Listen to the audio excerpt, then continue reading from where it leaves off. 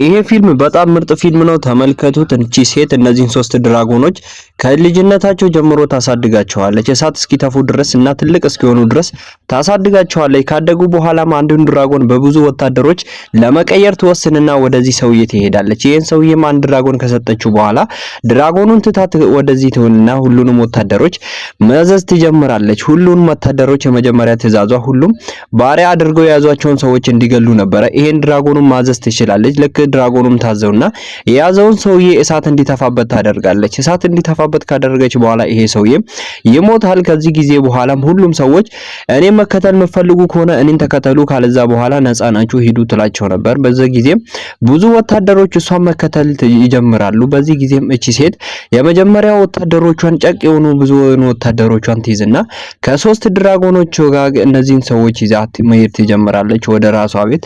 ወደዛም ከሄደች በኋላ እነዚህ ድራጎኖች በጣም ያድጋሉ። አንዱም ከሷ ቁጥጥር ይሆንና እሷ የምትለውን ትእዛዙላ መቀበል እምቢ ይል ነበር። በዚህ ጊዜም በጣም ይቆጣትና በራሱ መንገድ እየበረረ መሄድ ይጀምራል። ከዛ በኋላም ይሄ ድራጎን ከዛ አምልጦ የሄደው እነዚህ ሰዎች በጎች እየጠበቁ እያለ በድንገት እሳት ይለቅባቸዋል። ከዛ በኋላ የነሱን በጎችንም ይጨርሳል። ከዛ ይሄ ሰውዬም ወደ እሷ አቤቱታ ለማቅረብ ይመጣና የሷ ድራገን እነዚህን በጎቹን እንደጨረሱበት ይነግራታል። እሷም 3 እጥፍ እንደምከፍለው ትነግረዋለች። በዚህ ጊዜ ይሄ ሰውዬም በጣም ደስተኛ ይሆንና አጥንቶቹን ሰብስቦ ይሄዳል።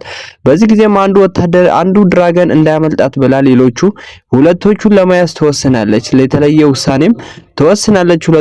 ሁለቶቹንም ትይዛቸውና የሆነ በጣም ጨለማ ቤት ውስጥ ታስገባቸዋለች። እዛም ካስገባች በኋላ እነዚህ ሁለቱን ድራጎኖች ማሰር ትገደዳለች። ካሰረቻቸውም በኋላ በጣም የጮውና እያለቀሱ ነበር። እሷም የሌለ ውሳኔ ወስና እነሱን ትታቸው ወደ ራሷ ቤት ትሄዳለች። ፊልሙን የምፈልጉ ከሆነ ኮሜንት ላይ ጠይቁኝ፣ ርዕሱን ነግራችኋለሁ። ይመቻችሁ።